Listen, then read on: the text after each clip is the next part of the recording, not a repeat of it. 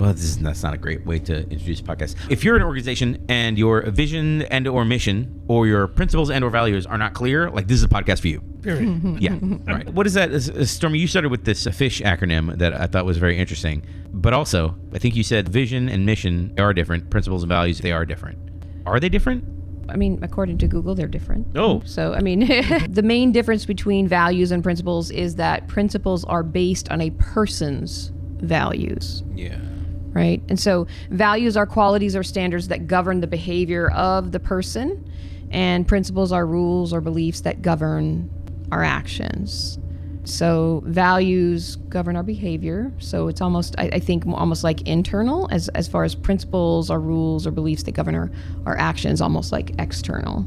Well, every company I've ever been at has like the eagle picture on the wall that has something under it. That's like the vision or the mission. Usually, yes. Like don't be a small child because only eagles eat those or something. I don't know what that's. I can never remember what the caption says under it. Like the kitten hang in there, baby. That's that's old school. Never mind. So, like organizations espouse having values. Mm-hmm. And then there's principles versus the values. No? Principles versus values. I had a conversation with a group that I meet with regularly, and during this conversation, the question was, well, how do we know that if our company has created a mission, vision, principles, values, or any combination thereof, how do we know that it's not just sayings that are plastered on a wall somewhere? How do we know that our organization is embracing those things in the work that we are doing? Yeah. And so some suggestions came out and said, well, leaders could be definitely mentioning these things at, for instance, quarterly meetings or town halls. We could be putting these things out in newsletters. They could be plaques on walls everywhere. But in my experience, that doesn't actually ingrain into the culture something that emanates into actual behavior or really a crystallization of the understanding of what those mean, right? It's just words on paper and to translate that into something as far that's meaningful. And so that made me think about my oldest daughter who, when she went to an elementary school, it was a charter school, and they embraced the fish philosophy, which comes from Pike's Fish Market. So there's 4 philosophies that are embraced in this elementary school, which is kindergarten through 5th grade. Okay, so quite a few of these kids don't even read. There is training that's gone through from both leadership and also teachers. And so the 4 are be there, which, to paraphrase, it's to be emotionally present for people. The second one is to play. Tap into being creative, enthusiastic, having fun, right? Make their day. This is finding simple way, delighting people, delighting maybe your customers, right? But being, and doing that in a meaningful and a memorable way and contributing to someone else's life. So being altruistic, kind of. And then choosing your attitude, taking on personal responsibility for what life throws at you, and then choosing how that affects others. So those are the 4 things: be there, play, make their day, and choose your attitude. What I found interesting is, yes, they have these plastered all over everywhere, in every classroom, even the classrooms where they don't read. But what, as a mom who volunteered a lot in the elementary school, what I found just amazing was that they integrated these simple words, which are just a few words: be there, play, make their day, and choose your attitude. And they would do this by constantly reiterating these things in the behavior of the kids. So kindergartners, 1st grades, who couldn't even read, but they'd say, Johnny, can I talk to you for a minute? So I need you to think about choosing your attitude, because are you taking responsibility for how you respond in this situation, right? When someone else comes at you, are you using your words appropriately? Right, this is as a kindergartner or 1st grade. So all of a sudden these things are kind of crystallizing, and they're saying play. Play is actually built into the construct of the educational curriculum. So what they got from an early education and it was ingrained over and over and over and over again was not just the words on a paper, but how that translated into behaviors. And so I thought that was a really great way to potentially look at how leaders in an organization might work to really solidify a culture so that everyone is aligned with what that means and starts to really behave in that way. Yeah, so every organization has those plaques on the wall or mission, statements, I guess, in the annual reports or whatever. But it would be interesting to see if the employees know what they are, let alone are they enacting them, especially large companies. Small companies, I get that. Some small startups, because they're small, probably not very deeply hierarchical, and the employees can see leadership acting out those things. They believe that. Yeah. But in large companies, I wonder if the rank and file even know what their values are. Initially, when you do your research for an interview, because this is interview fodder, probably, so you go look that up, and then Should be. Yes. And then what happens with that, right? I mean, are you even, as an employee, is it even an expectation from the corporate point of view that you A, know what your values and missions are as a company, and B, that you're making sure you're abiding by them? I've worked for some very large organizations, global, and I've not come across that. What I've come across instead is, like I say, every time you get the slick paraphernalia, it's there. We do this, we do this. But day to day, sometimes it's pretty obviously and sorely lacking. It makes me think about one large organization that I worked for, working in healthcare IT, and where they have these beautifully written and probably very expensive mission statement and values. And those were absolutely reiterated on stage during a town hall meeting and so on and so forth. But what you would see is high-ranking or executive leadership team that would bring those up, those things about patient-centered. Remember the patient, and then knowing that for the rank and file, I mean, it was almost like a roll your eyes moment going, I hear you saying it, but you know what? For the 4 months or between this meeting and next, I'm not going to see you walk that talk. And it's so disheartening. And I think particularly in healthcare, where you want to connect with that transitional change where you are making a difference, and you hear them saying these great things like, we are so centralized on the patient and making people healthier. But then when it comes down to the meetings that you're having day to day, a person is not a person. They're a PM. That's right. They're a however many million lives we're serving. And as a nurse, I'm thinking every one of those million lives is a person who has a family, who has a sister and a mother and a brother, and are going through many times the most painful and difficult times in their lives. Right. And I see a real disconnect between an attempt to somehow make that connection in those quarterly meetings, but not necessarily walking that talk on the day-to-day. Plastic, didn't it? Really? It did. Yeah. Absolutely plastic. Yeah. Sometimes if you can challenge that, and I don't think it's possible to do that for most people to even challenge it really, because it's not looked upon favorably. But sometimes when you challenge it, the response is, well, we've got to run a business. Yeah. This is a business here. I think your ability to challenge things depends on the role that you're in. And it comes, like, I think of every leader, air quotes, leader, that I've ever been in an organization with that says I have an open door policy. That irks me though. Why do you have a door? Yeah, this is strange. I don't know where to start my ranting. That's what I'm trying to say. If you espouse a mission and or vision for your organization, the vision for my organization is XYZ, right?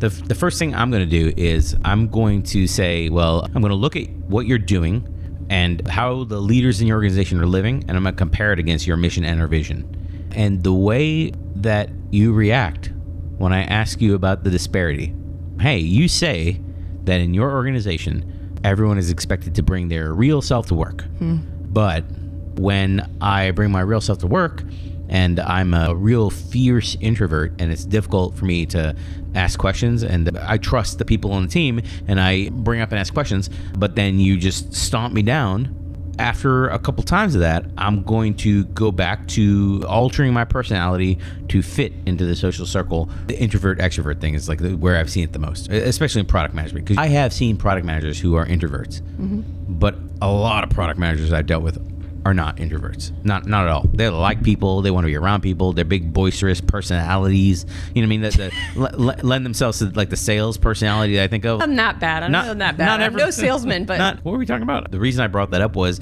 I should be able to talk to you about how the behavior I'm observing differs from what the organization is espousing as their vision or mission.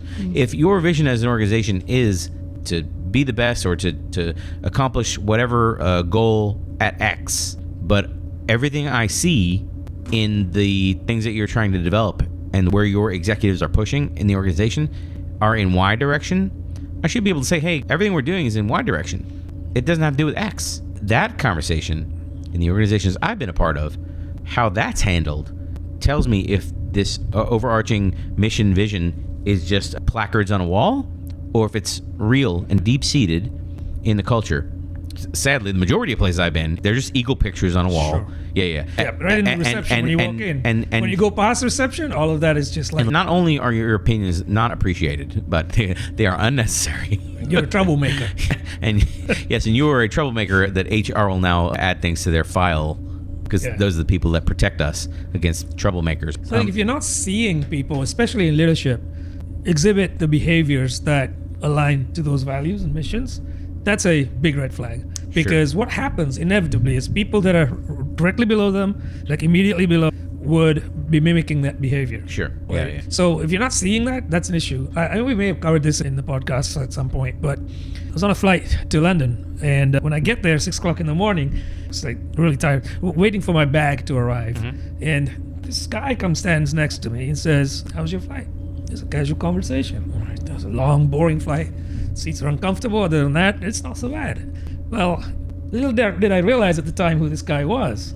Scrawny-looking fellow with a beard. That was Richard Branson, Sir Richard Branson. Wow. So here's an example of somebody who is walking the walk, right? I mean, how often do you see that? Yeah. You know, somebody that high up in the company be with the customer where it matters. Yeah. If you're not seeing that, which I would say in the companies that I've worked with a number of exceptions I can count on one hand with a few fingers to spare. I've not seen that. Yeah. Where I have seen it is very small companies, maybe the 50 to 200 size, where leadership really is all about that. And you can see them every day. You can see them acting that out. You're going into a topic that we hadn't really thought about or talked about or planned, and I guess this part of the podcast is like analyzing your culture, like figuring out if the mission and values, vision, whatever of your organization, if what they're saying matches their behavior. We've dwelled for like more than we probably should have to say the statement of like you really have to be analyzing their behavior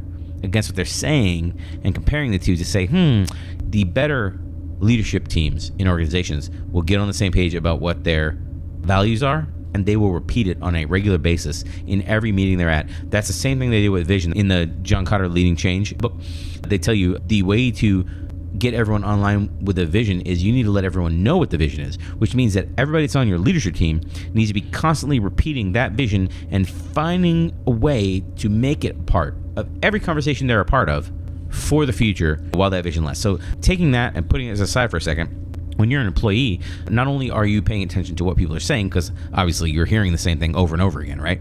But if the behaviors don't match, this is also part of the Leading Change, John Kotter book, so I'm not breaking any new ground here. If the behaviors don't match, like that's not really on you. That's on your leadership to notice that behaviors are not matching and then to do something about that.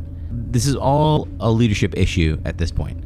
I want to talk about changing the culture because I think most people who would be listening to the podcast, I don't know about people who would be listening past 15 minutes or whenever this is going to go up when we edit it, but if you're a product manager or a scrum master, agile coach, whatever, development team member, right? You're actively participating in crafting the culture in your level of the organization. Why I cut in with all this is to point out, I want to have a different podcast just on the subject of Dunbar's number, to say if your organization grows over Dunbar's number, you probably should look at splitting and separating and whatever and keeping your segment of the organization under Dunbar's number. My assumption with what we're talking about now is mission, value, vision, etc., all of that fades away when you go over Dunbar's number. I don't think it's possible to maintain that stuff when you go over Dunbar's number. I guess you could say like put several organizations together as sort of like the working group version of an organization, like 1,000 people together in small groups of 150 people that scale up to 1,000 people, to say that, or whatever, 100,000 people, Microsoft, you know what I mean? But like the organization, I think, breaks down into segments that each have their own mission and vision and culture. Right. Like if you were part of like Microsoft, for example, like you would say, what's Microsoft's culture? You probably could break it down to be like, well, what team are you on inside of Microsoft? Because the whole culture is kind of like this, but depending on your team, I hear that stuff from Amazon PMs all the time. It depends on what team you're on. When I talk about changing the culture, some people are just immediately out right there. They're like, listen, change your culture or change your organization or change your organization. And they're like, yeah, just like, you're not going to be able to make a meaningful impact.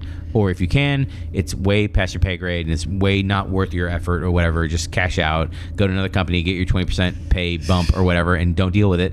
Some people like their companies and they won't accept that as an answer.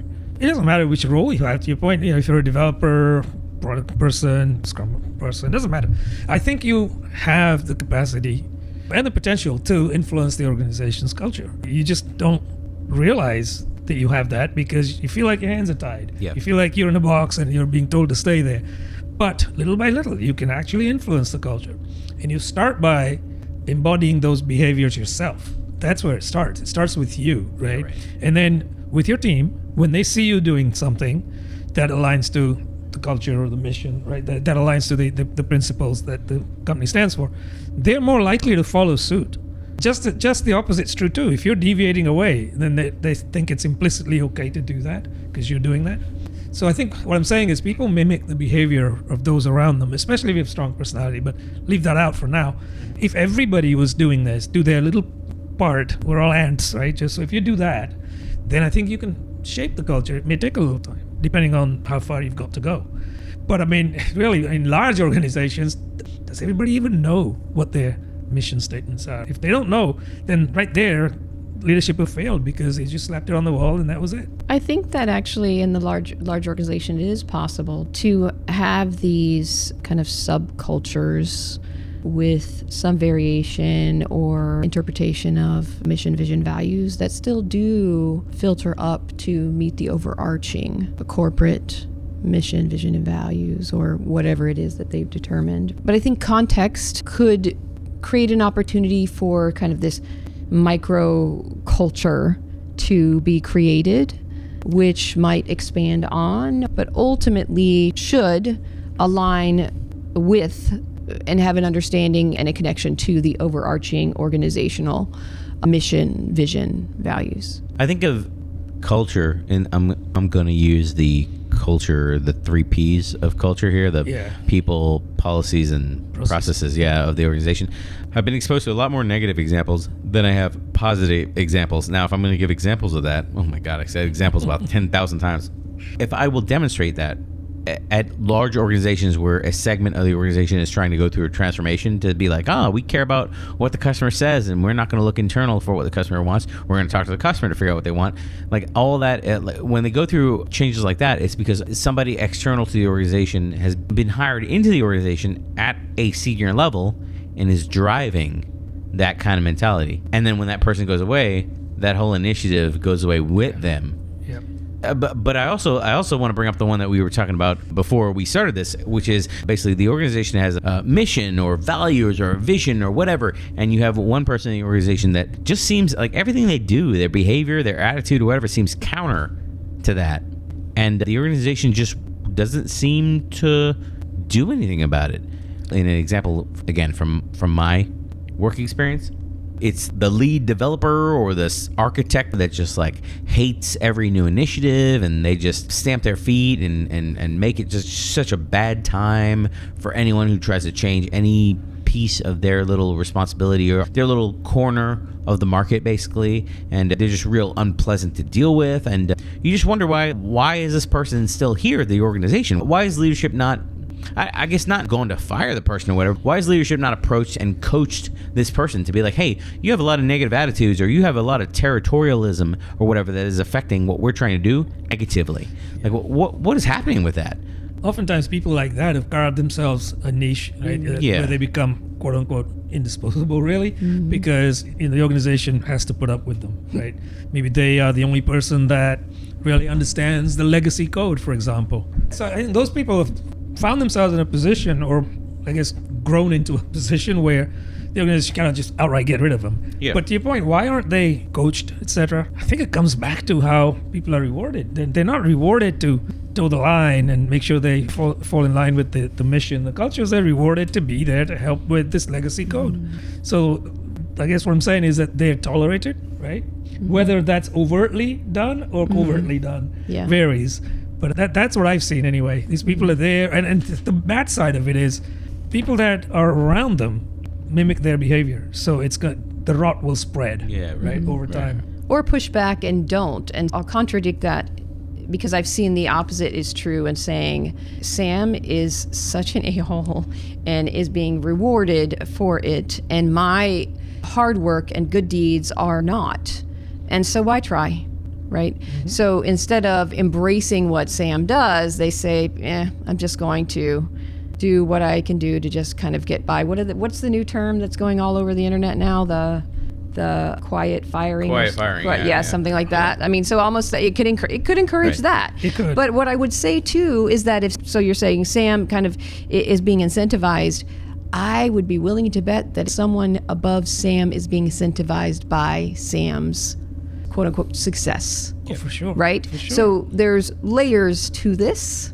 And I think you nailed it with incentives. The place that I've encountered this the most has been in that developer or lead developer or whatever who is very difficult to deal with. Extremely difficult to deal with. That person that is known through the organization and leadership knows very well they're very difficult to deal with. But they're like about this application, they're an expert. Maybe they were part of the original team that built it. Maybe they're a senior developer now who maintains it or whatever. Or maybe they're integral to keeping that application going or whatever. And although maybe the user base is not expanding, it's very important to the revenue of the company to keep that going. We don't want to lose that person. So we're tolerating a lot of bad behavior. We meaning the organization, meaning leadership. Like I made 2 jumps there. We're willing to tolerate a lot of bad behavior from that person because we like that money. We like it a lot. Okay, so in that instance, this is the crux of the reason this is a good and interesting topic to me. You have a mission, you have values for your organization, but then you run into issues like this. You run into little landmines like this. Well, you have this person, but they're very important. And then all of your values seem to fade away when it comes to tolerating. This is the leadership thing. It's like it's what you tolerate or something like that. Okay. Yeah, that's exactly right. Ed would know this. So what happens in that scenario though, right? So the leadership will tolerate this person because they're deemed important enough. People around that person would learn from that and say, if we carve ourselves a little niche like that, we would also be tolerated and rewarded or incented in that way. To your point about some people who just say, I'm not doing that. So one of 2 things will happen. They will either be pushed away from this person, like you go to another team, or they will not get airtime with anybody because this person's the highest influencer in the room, right? He basically, or she, what they will do is they will come in and set the tone. Like, this is what we're doing. Not, here's the problem, how can it best be solved? So this other person who is not going to align with Sam, in our example, they will leave. You'll lose some good people in this way. That's what will happen over time. Yeah. So the 3 Ps that we touched on that form the culture of an organization, the people, the processes, and the policies. Guess what? Who makes the processes and the policies, right? It's the people. So that first P, people, that is the most difficult variable in this equation because people are so different. So I don't have an answer to this, but I've often thought about this. Instead of using the 3 Ps as they stand, meaning each of the Ps are roughly about the same, same weighted, why don't we try and put more of an emphasis on the people side? Because culture can be influenced over time. So policies and processes can be changed pretty much at will. So I love what you said in regards to people being the baseline and how people are the ones that are creating these policies and procedures.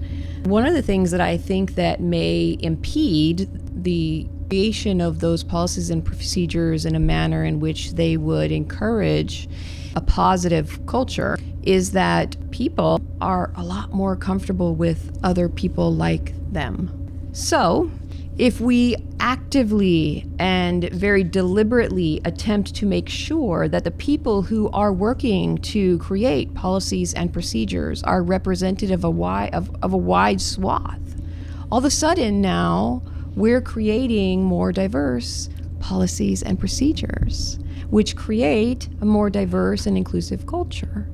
Yeah, you don't want a culture with just minions in there, I guess, right? I mean, like, I can't believe that you guys are forcing me into the opposition role in this one. Listen, we've all been in companies where the leadership, like, opposition is just not desired or encouraged. You're not allowed to say, like, hey guys, like, this thing that we're doing, has anyone thought that that's not really like great business or like sustainable, or this is like the point in the podcast where the listeners who have kept listening are going to keep listening, but most people have dropped off. This is like the 15% part of the podcast.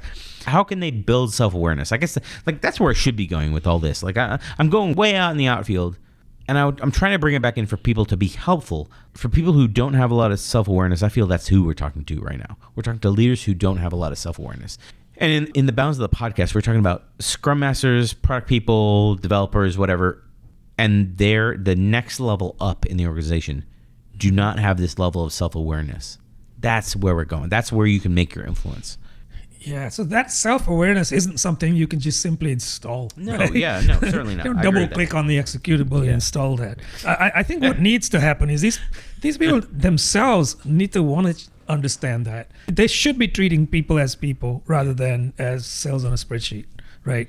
And the way they can realize what is really going on, right? Not just looking at fake metrics, but go with the team, go do the Gemba, right? Go down there and see, right? And spend some time with them. Spend some time to understand what are some of the challenges that the offshore teams face. I bet you most of those people at that level and certainly higher have no ideas about some of these logistical challenges these people face, right? Because to them it's an hourly rate that's affordable, right? That's what we're going to do. We can't get those kinds of people here at those kinds of rates, so we're going to do that. But they don't realize that with all good intent, when someone's trying to work and they have issues, for example, connectivity issues through VDI, what are they going to do? It's like leaving somebody out on a desert island. They can't do anything. Yeah. So focus on solving the problem, whatever that might look like. Focus on that. Maybe give them some alternative technologies, right? Instead of just this issue. But that is missing. That I found that's missing. I think they don't want to hear all that because they just say, well, these are excuses. That's what they say. Well, these are excuses. Yeah. They're just not producing enough. Well, like that's the reason I brought up Dunbar's number. In the organizations that you're talking about where you're like, oh, these are excuses, I feel the Dunbar's number is in effect, if you can get under that 100-ish people, you can get to a subset that is making a difference, and you can actually think about what you're doing. Once you go above that, as an executive, I could see like, oh, you're just making excuses. Take ownership or whatever, blah blah blah. You know, you get the speak. Yeah, right? you the get spiel. that. Yeah. I agree with you. I think size has everything to do with it, right? Yeah. In this case, well, generally speaking, with culture as well, which is where we came from. What you're talking about has to do with incentives as well. If we're breaking the organization down into 100-ish people grouped up together, what incentives can we break down to that level to incentivize the culture we're trying to promote? If I were the CEO and I was to say, hey, forget about the vision of the organization is to be the best at whatever, or to be the market leader in whatever, which is not a great vision, but for the purposes of this. Right. Okay, for your pieces of the organization, take that and break it into like what your teams can do for that. How would you approach that? I think there's two parts to that. First of all, ask your question first, right? How could you approach that? So as individuals, we all have our own ways. Yeah. So first thing we need is common understanding, right, of what those visions, values are. We need, if you ask people and single them out and say, hey, Mr. VP, Miss VP, whatever, what do you think the values are? There's some overlap usually, but there's also enough variance there. Uh-huh. So I think that's important that everybody understands a shared common purpose, I guess, right? And then the second thing is the language. Everybody must use the same language. Somebody says something might be a mission and it might be a value. Yeah. So get all of that out of the way. Just going back to what you started with though, a company that is in that ballpark between 100 and 140-ish people, let's say. So the incentives is an interesting topic here because how you become successful in meeting your vision and your missions is as a company, not as sales or marketing. Yeah. So that the incentives really come at play. Like sales are incentivized in a certain way. Mm-hmm.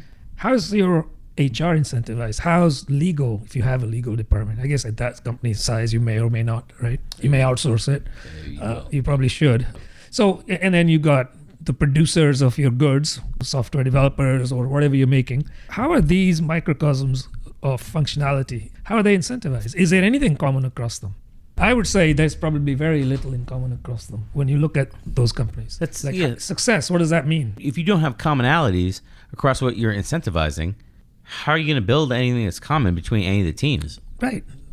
Are you going to build something that contributes to a mission that's a singular mission, not a mission for sales and a mission for HR? So agreed. And that's actually the point that I was going to say is that everyone in sales, marketing, product development, HR, all of the leadership across the board should all be able to speak to a common vision or mission.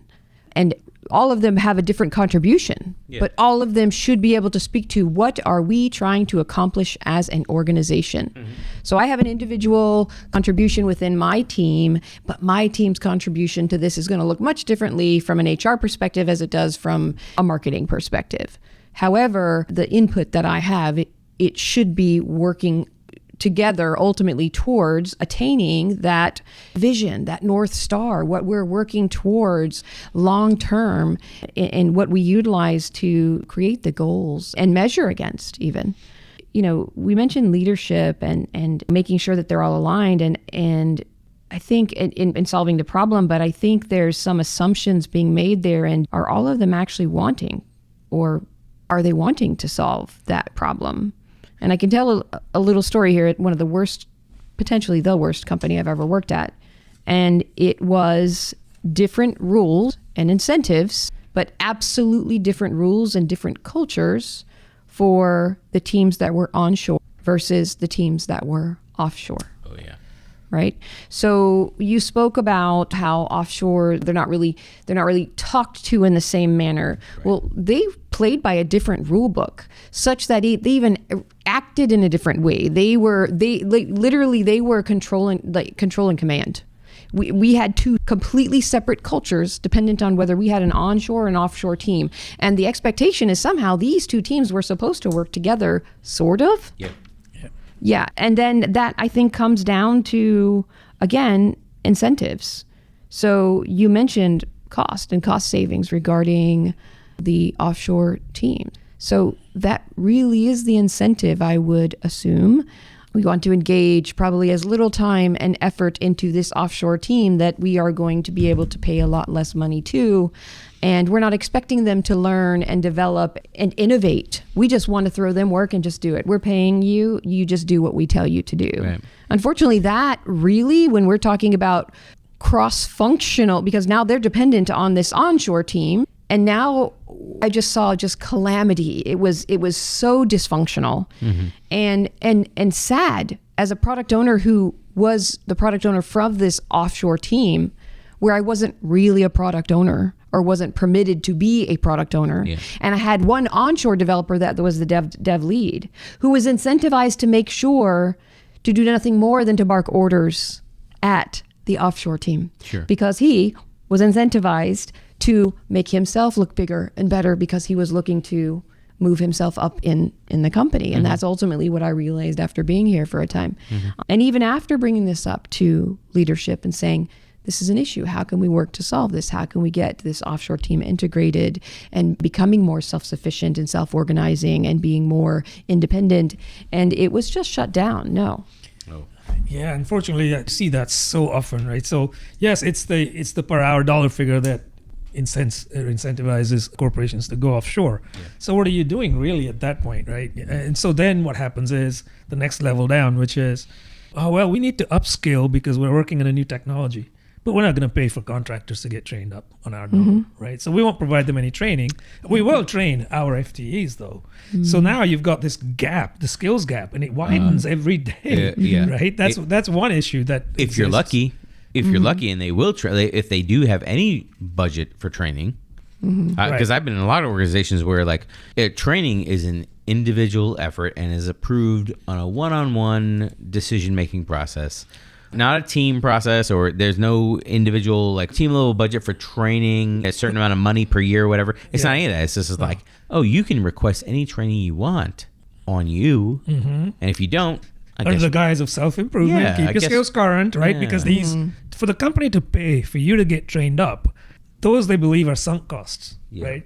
And the flip side of that, they say, well, if you train you, Brian, you might just up and leave somewhere. Yes. Right? Touting this new training that we just gave you. Sure, yeah. So there's that as well. So what happens with this scenario is when the tenders go out for specific skill sets, SOWs, whatever, right, that you're trying to source from offshore locations, they don't have the training, they don't have the skills, but they want to get hired. So what do? They are not rely on those things. They say, yeah, we got that, right? And then you hire these people and they fall short because they don't have that. And then you blame them saying, well, they're lying. So it just goes round and round and round. It's craziness. You know, I've seen this as well, something similar. And so where you have this skills gap between, so onshore, offshore, we'll use as an example, that's just very generic terms. But I've also seen this in this core company that does an acquisition, right? Same scenario. All of a sudden we have a gap in understanding, and the incentive to keep this knowledge with us. You're an outsider, keep this. Now I need to be reliant on, but also causing this enormous amount of animosity. Oh boy. So not only does the acquired or offshore team is completely reliant on or very reliant on the tribal knowledge, for lack of a better term, of the onshore team or the internal team. But the internal team or the onshore team actually has an animosity towards providing help and services towards the people who don't have the same knowledge, because it's taking away from the ability for them to do their job. But we don't provide the opportunity for people to be self-sufficient and self-organizing on the teams that are dependent on these. Yeah, it's classic us and themism, right? Yeah, absolutely. So, yeah, so and then frustrating. There's the job security that they feel is being eroded if they're going to help these other people. Exactly. Incentives too, right? Because they say, well, I've been here 15 years. Right? It irks me when I hear people say, I built this company, been here 15 years, and now we've merged with this other company. It's like, do you have a say in this? Because you're just trying to keep those silos going. Right? Yep. So as long as I don't share what I know with other people, they have to keep me. Like, I'm indispensable, which I found is a really idiotic thing to think, because everybody's expendable. Absolutely. But yeah, they can keep that facade up. Well, when a company gets acquired or merges or however, that there's different levels. The middle level is where we're talking about hoard the knowledge and all that. Yep. The higher level, you don't need two sets of C executives necessarily, two CIOs, CTOs. You don't need that. So one's immediately let go. Or what happens is the leadership leadership of the acquiring company takes this as an opportunity. So we've had this guy been wanting to do something about it. Now we have an opportunity. So say, well, we don't need you. We're also not going to hire that other person from the other company because they're not a known entity, right? That can happen. The third thing that can happen is they will hire that person because this guy is so bad. Let him go, and they'll hire this other person. He or she will come in, but they won't come in by themselves. They will come in and bring the rest of their posse with them, like they're closely guarded ones. So now you have not one, but multiple people bringing those dynamics in, right? And their own little microcosm, right? Yeah. So how then, what's the incentive? What I have seen in this situation is just slow erosion of a company just generally absolutely just falling apart at the seams, right? But if you have, slow erosion is the incentive. Literally. If the incentive is quarter over quarter, then yes, slow erosion will be like we won't notice. If you ever seen any of those videos, there's like 5 years of erosion, 10 years of erosion, 15, 20, 25 years of erosion. And it's like the cut is deeper every single 5 year increment. But the executives or whatever who are measured quarterly would never be measured in 5 year increments. So you never see that deep cut into our user segment or market segment or user base or whatever. You know what I mean? It would never be observed. And because it's never observed, it would never be measured. And you just like suddenly, 15 years from now, your company would be completely irrelevant. Like those executives are gone and collected their bonuses. Oh, those. You know. Oh, yeah. Well, if we're going down that road, we're going straight to the Deming podcast of like warning against management class that just jumps from company to company every 18 months. because that's not enough time to see real change for somebody at that level in the organization. So I'd say, somewhat cheekily, that's not enough time to display your failures as a leadership person. Yeah. You're just going to be there long enough and then go, bye. Yeah. Right. And they get those quarterly incentives. So Sure. they didn't really suffer. Sure. And they're gone. Sure. They've moved on. It sounds to me, from what I heard here, is that, and I actually added a couple of things here, but incentives greatly impact culture. But I'm going to add a couple of things to this, not just incentives. Sabotage. But yeah, and yeah, assuming, yeah, and I said perhaps creating animosity, information hoarding, so just self-sabotaging. But I added to this not just incentives, but short-term and individual incentives. So I don't think all incentives actually impact culture negatively. There's a way to incentivize, which could potentially improve culture. We started this podcast talking about mission and or vision of the organization. I don't think of vision as quarter to quarter, right? If you tie your incentives, and the Amazon Working Backwards book talks about this, because in the Amazon Working Backwards book, they talk about trying to retain talent, like Silicon Valley talent, while not being in Silicon Valley. Their base salaries were considered low by the standard of Silicon Valley. The Amazon, I don't remember when the book was written, but the base salary was 160. It was 160 grand.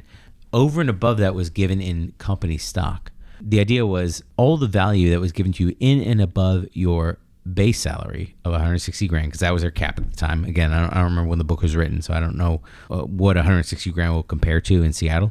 In and above that was given in company stock, which was considered a long-term investment.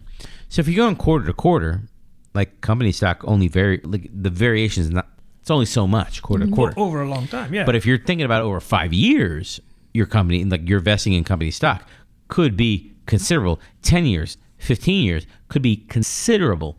So the majority of their incentives was not in the base salary and then quarterly bonuses or whatever. The majority of their incentives were in a longer term vision of the company, what the company could be. The entire company. Right. That was the way they incentivized their executives and managers, basically. Because even all the way up to Jeff Bezos, like it was Jeffrey Bezos. Sorry, Curtis. all the way up to Jeffrey Bezos. I can't say it without listening to the song.